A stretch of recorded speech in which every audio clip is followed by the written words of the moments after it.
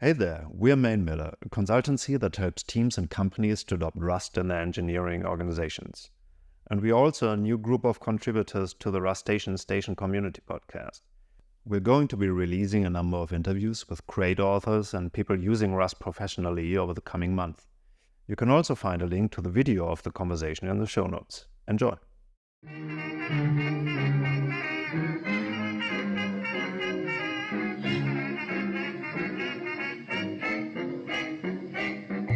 Good morning, everyone, and thanks for coming here again for another episode of our Rust interview series. Today with us, we have Benno, who's a principal engineer at Fiberplane. Hello, Benno. Hey, how are you? Do you want to introduce yourself to our listeners? Yeah, my name's Benno van der Miller. Working at Fiberplane for a couple of years now, mostly doing Rust nowadays. Also a bit of management here and there, infrastructure, a little bit of everything. That's the reason we're going to be delving a little bit into Fiberplane. And I guess before we go into that, which is the interesting part, I think we need a little bit of context to understand what we're actually going to be talking about. So let's start from you, right? You've been in the software industry for a while. You have been doing a variety of things before joining Fiberplane. Do you want to cover a bit your journey as a software engineer? Yeah, started off from my internship. Started off at a company and then started with .NET. This is back in the days when web forms were still hip, but I learned a ton.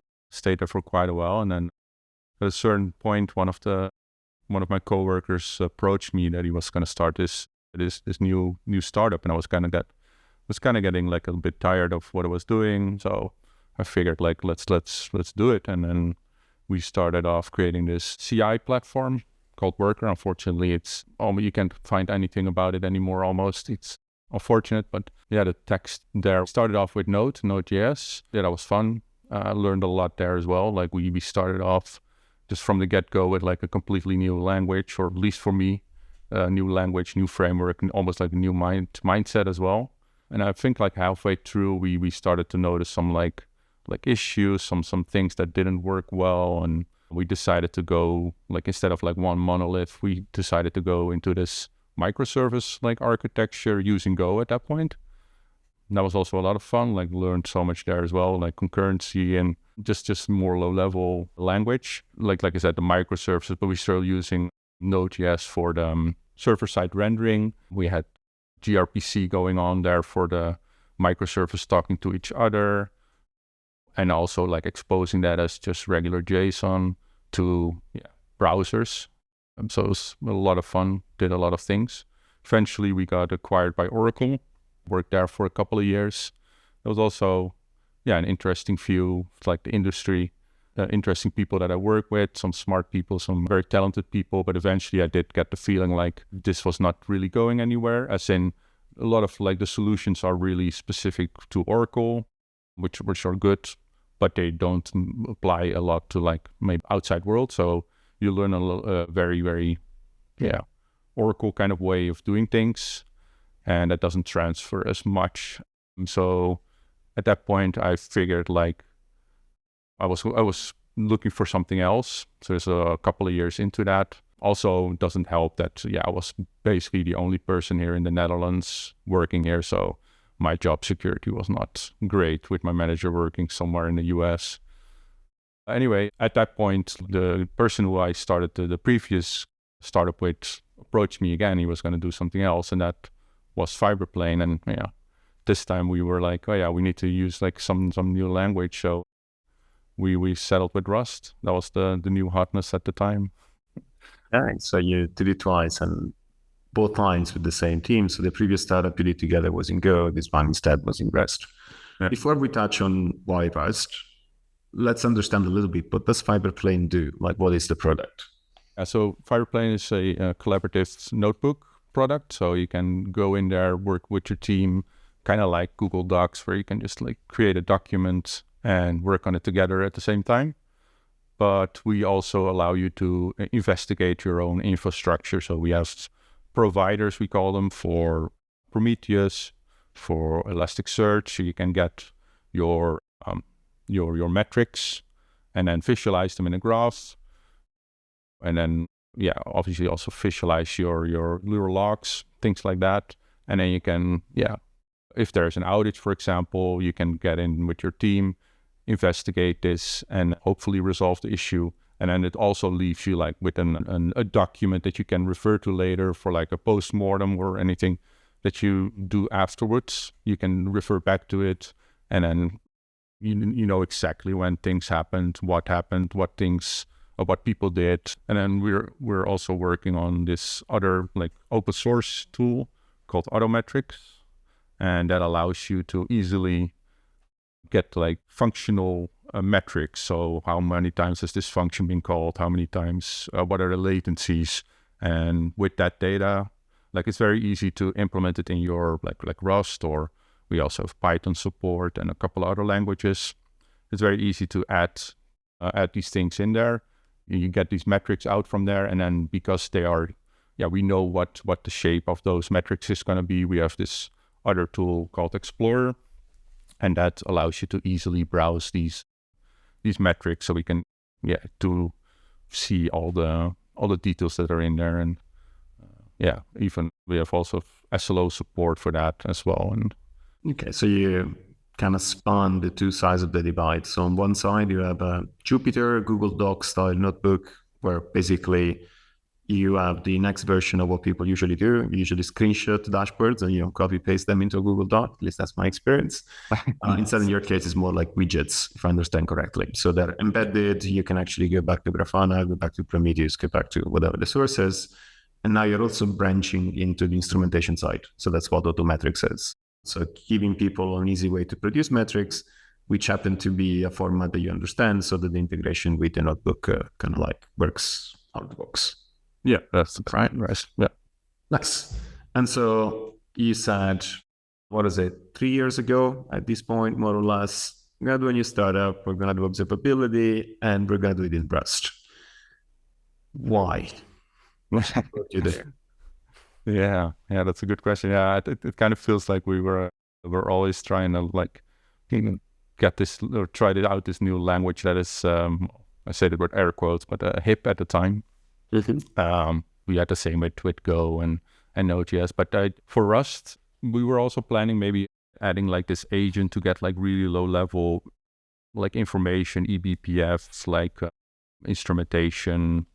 You share what eBPF is for those of us who are not Linux users? Oh yeah. eBPF is this way of, well, it's a lot of things, but what we were going to use it for is to instrument like CPU usage, all kinds of like super interesting low level details regarding your environment. So memory usage, CPU usage, congestion on all kinds of like places, IO, all of those things.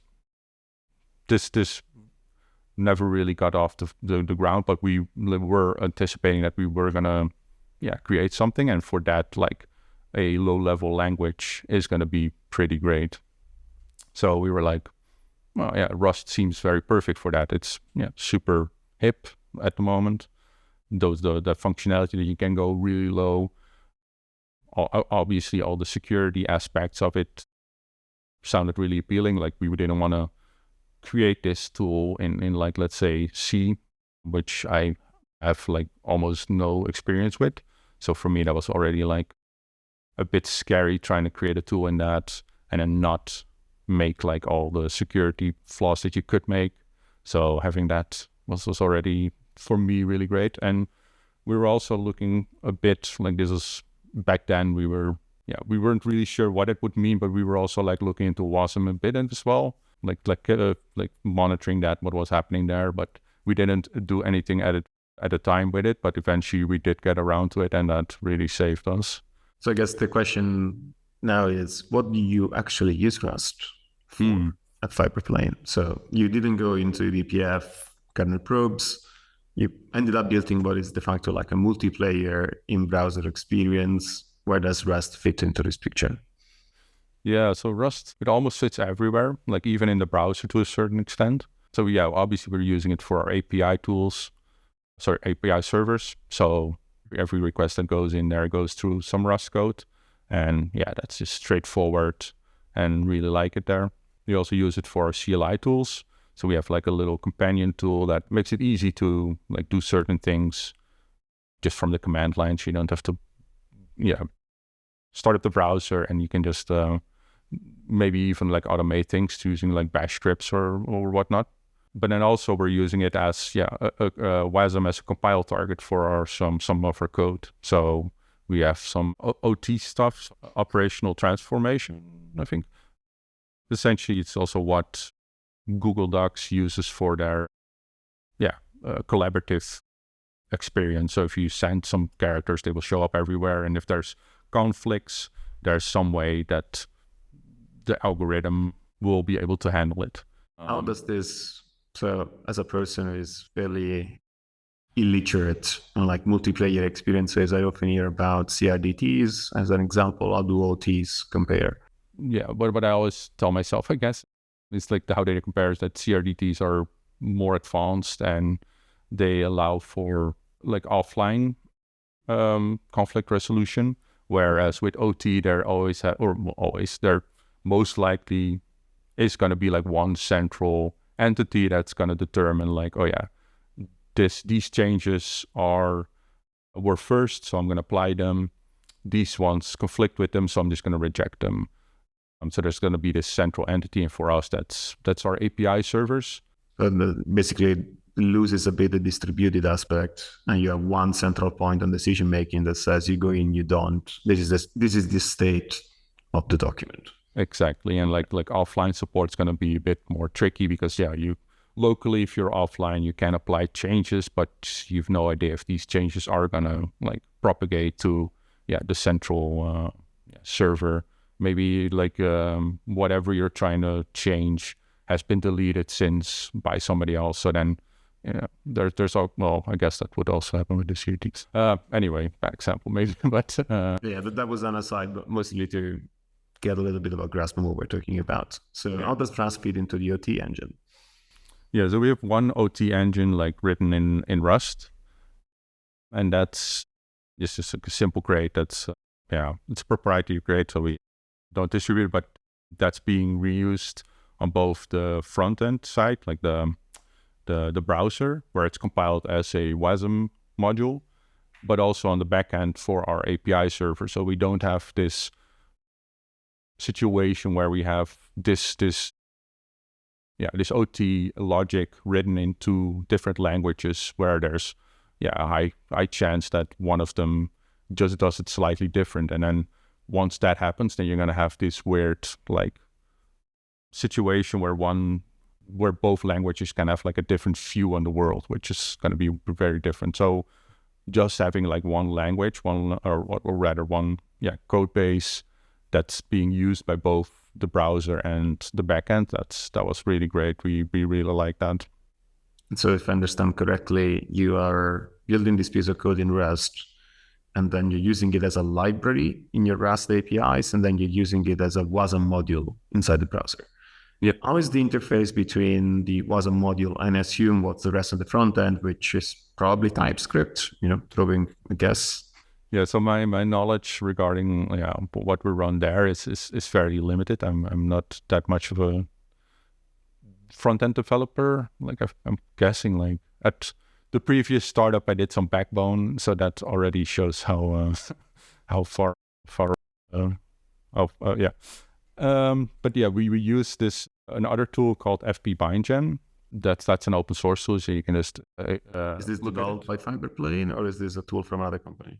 This tool developed by us, yeah. Okay. So there's EAS BindGen, I think it's called, which is a very popular crate, and that's very useful in the situation where you only need to deal with some browser interoperability. So let's say you have your JS code and it needs to call into the WASM, and then you get some data out of it, and that's perfect. But we also will get to there a little bit in just a little bit, but we are also running some WASM on the server side. So in that situation,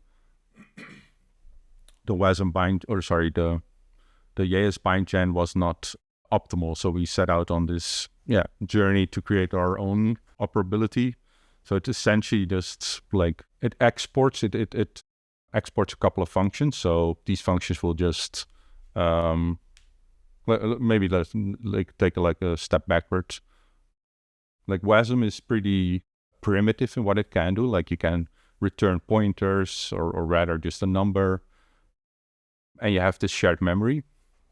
So you can't really like create some functionality in your Rust code, return a struct, and then expect that to work in your JS code.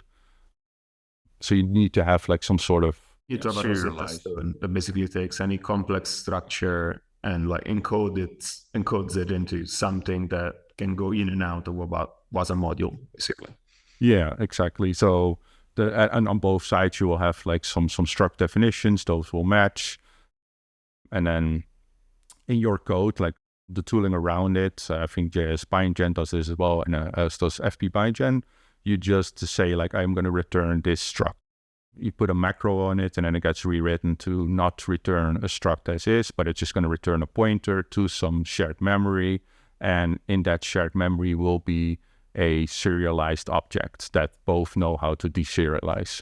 So we're using, I think, message pack, but essentially it can be anything that you want. And once this goes over, the FP bindgen like bridge, the other side will deserialize it and then make it available on that side. So that's essentially what FP bindgen is doing, tooling around that interoperability between, the host environments in the WASM point of view, the host environment and the VM WASM environment. It's interesting because obviously from an architectural, like technical standpoint, this is a very strong leverage point. Like you can add new pieces of front-end code. Let's say you can add a mobile app if you wanted to. You can add a desktop native experience, and you will be able to reuse basically the same OT engine in every single piece of code, either by compiling it to WASM or by compiling it to, a native extension that you can invoke from Swift, Kotlin, whatever. At the same time, though, and this is based on previous experiences of mine, you're also introducing a language barrier for the folks who primarily deal with the presentation layer. So the people primarily working on the front-end side of the front end. So how the data gets rendered and how the entire experience work. How has that been going, Fiberplane? Yeah, so that's definitely a bit more tricky because indeed most of, if not all of our front-end developers were very sufficient in TypeScript, JavaScript, but have never really touched our Rust. There's definitely some like barrier to entry, I guess, there. But we also, we do not do everything in WASM, for example. So a lot of like the logic regarding like rendering and code or data organization and all of that stuff. I think we're using React and some other components on top of that. They're still living in TypeScript, but when we do need to interact with, like, let's say this OT thing, you just call out to a function, and if all goes well, like the TypeScript developer doesn't have to touch any of the Rust code. Obviously, if they need to make like a change to it or fix a bug, then they do need to dig into it a little bit more deeper, but hopefully they won't have to interact with it too much. But I do think at this point, most of our front-end developers, they do like Rust to a certain degree. Okay, so they have some level of experience and familiarity. Yeah, we just did like some sort of like, internal, like, hey, this is how things work with TypeScript, and this is how you would do them in Rust, kind of thing. I wasn't responsible for that, so I'm not really sure how well that went, but I think that worked out pretty well. That's an interesting point, which I want to touch upon, which is training and learning, right? So you chose to do a startup in Rust 3 years ago, 2020. There's not a massive market of experienced Rust developer. When I mean experience, I mean professional experience. So folks who have developed production systems in Rust before. That is expanding in the recent years. Obviously, more companies are adding Rust people. These people then are changing jobs, and that flywheel is kind of solving this talent pool problem, but it's not quite done yet. What's Fiberplane's experience with this? Or are you finding either hiring experienced Rust developers, or do you train them up on the job? What's your approach? Yeah, so I think we especially back in 2020 or a little bit after, I think we were in a really good spot, as in a lot of Rust development revolves around crypto.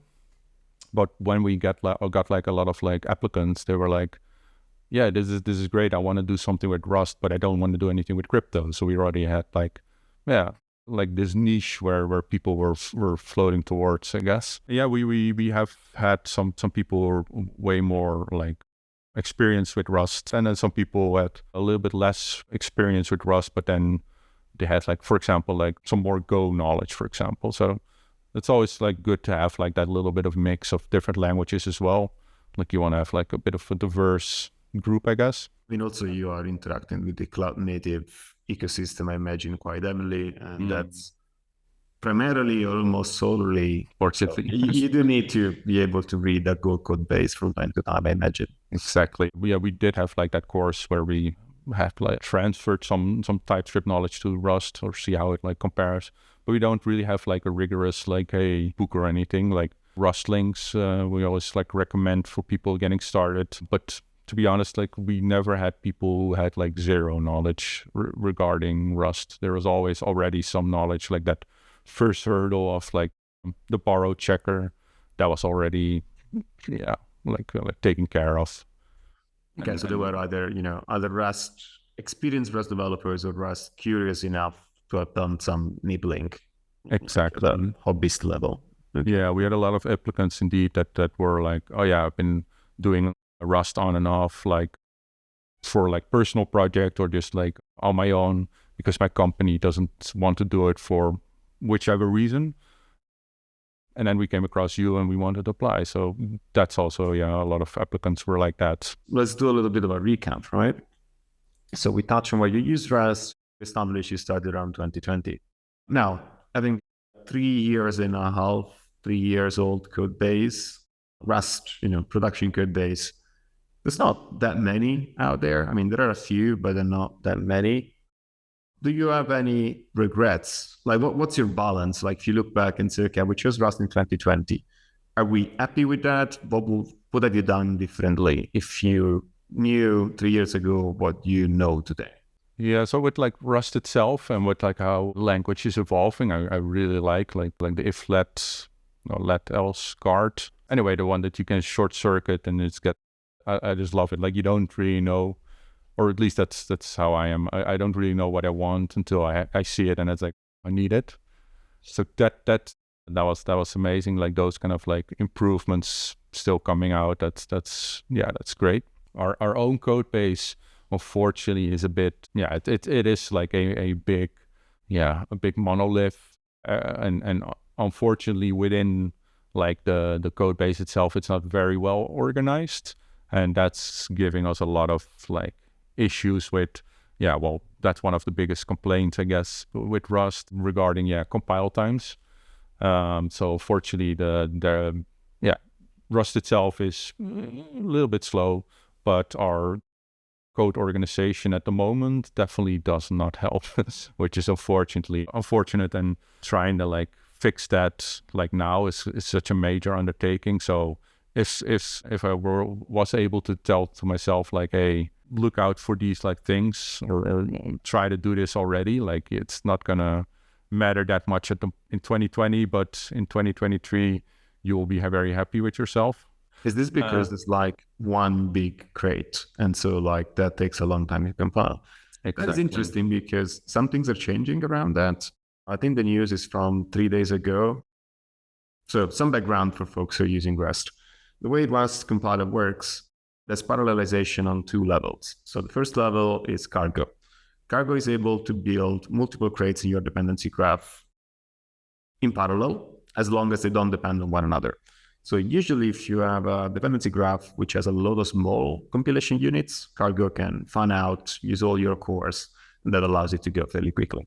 But every single unit inside that graph is generally single-threaded. All the Rust compiler frontend operates on a single thread, which then in the case that Benno was describing, as in Fiberplane, that means that if you have one very chunky crate, which might have, 10,000, 20,000, 30,000 lines of code, that is going to be very slow. Because even if you have a 32 core machine, that's just, going to chunk it on one core, and one core can only do so much. Now, I think that has changed. Well, I don't know when this will be published. At this point, I would assume a few months back.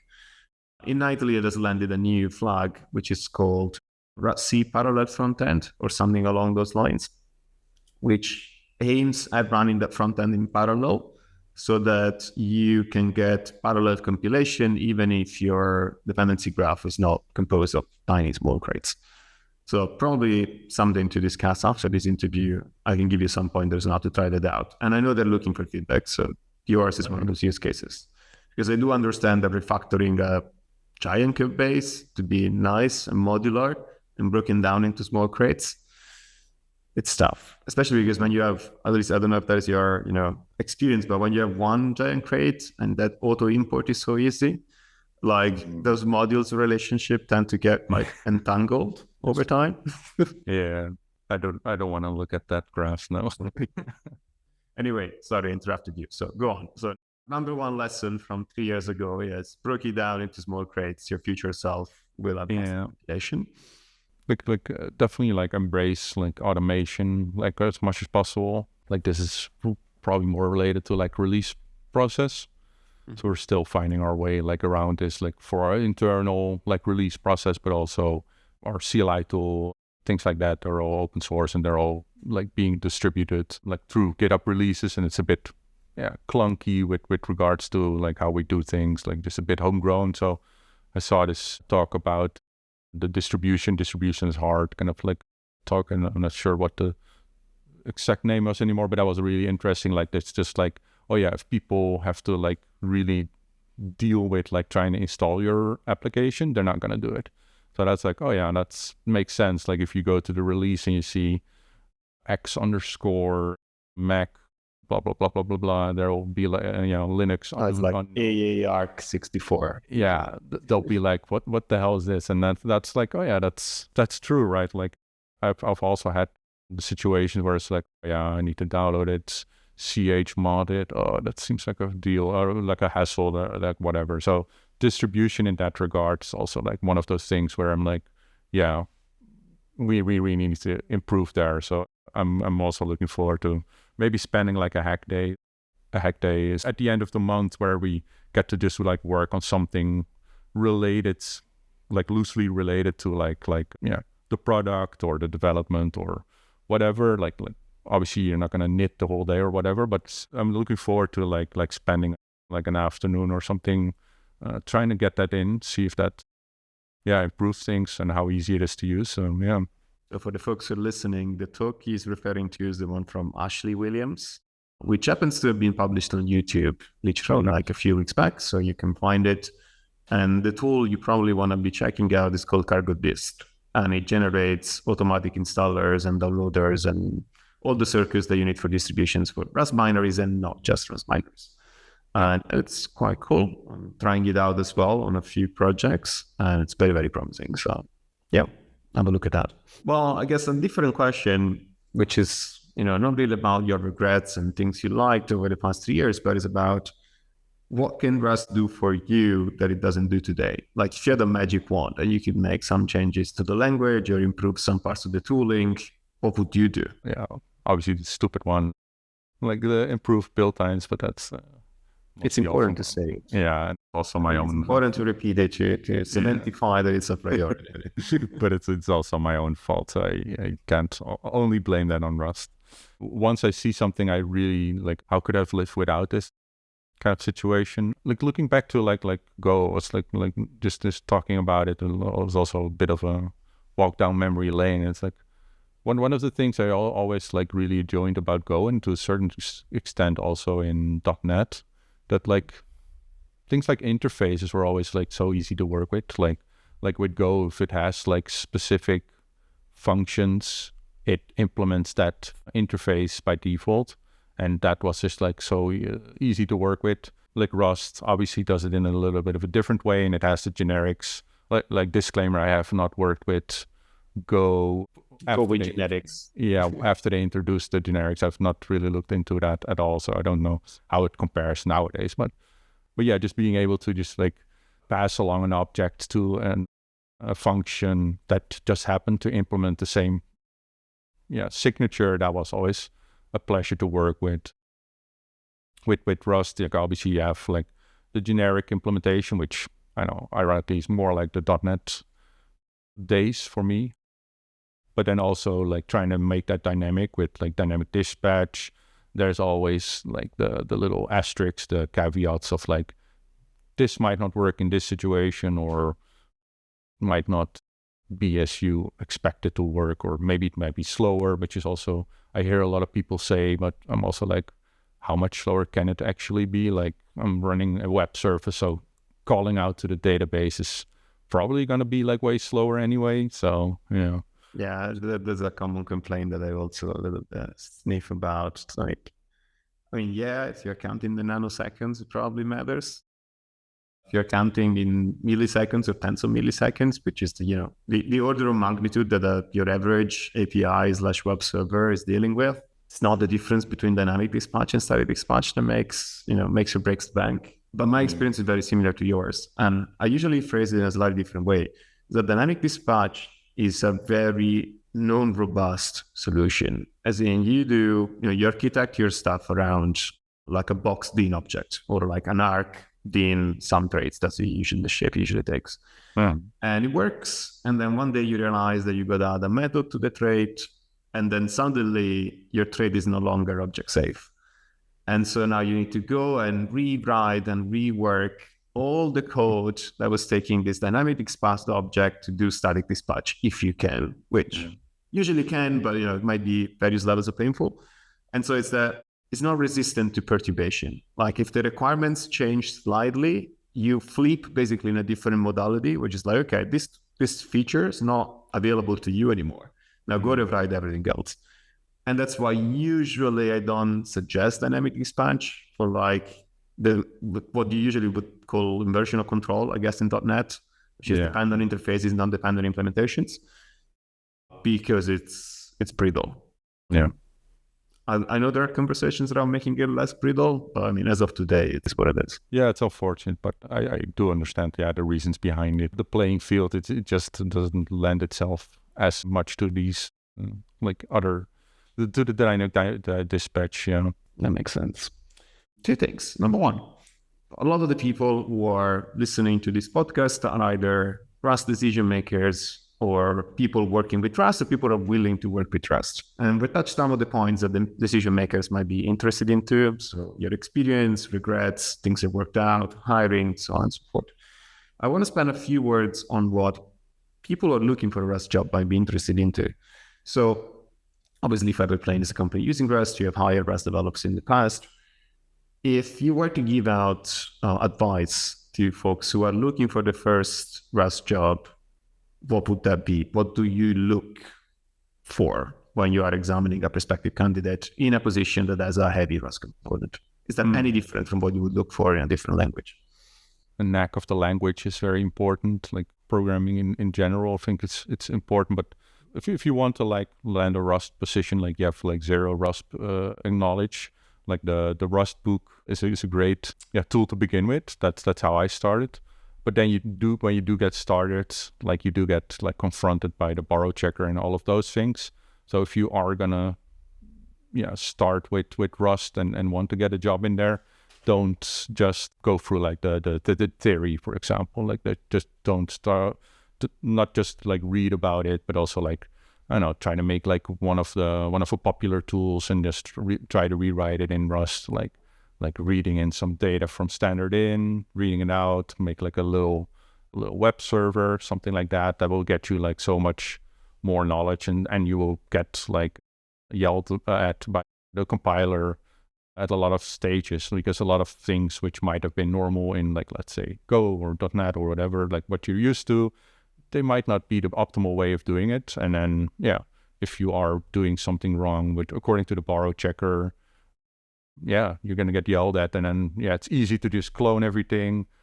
And then, my tool's working. But obviously that's not really the way to go. And then like really trying to understand that, why is it doing that? Why is it preventing me from accessing this data at the same time? And which maybe even like, if you want, that's one moment for me was like, oh yeah, it's trying to prevent me from making this security mistake because then X, Y, and Z could happen. Like stuff like that. I think just like that curiosity, I think is important. So seeing compiler errors not just as obstacles to overcome, but as opportunities to delve deeper as to why things are the way they are. Exactly, like a learning moment. Yeah. Okay, sounds good. Well, we covered a lot of ground today. That was quite interesting. Thanks for agreeing to doing this and coming on board. Is there any closing thought that you want to share with people listening to the podcast?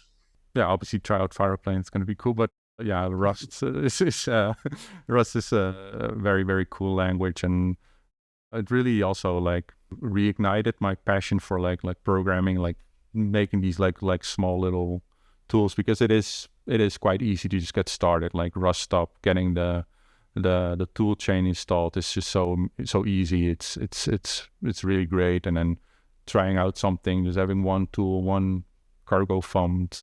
Yeah, it's a lot of fun. More and more Rust developers, the better. Yeah. Nice. Well, thank you for coming once again. It's been a pleasure. And that's all for today. We'll see you for the next episode. Bye-bye.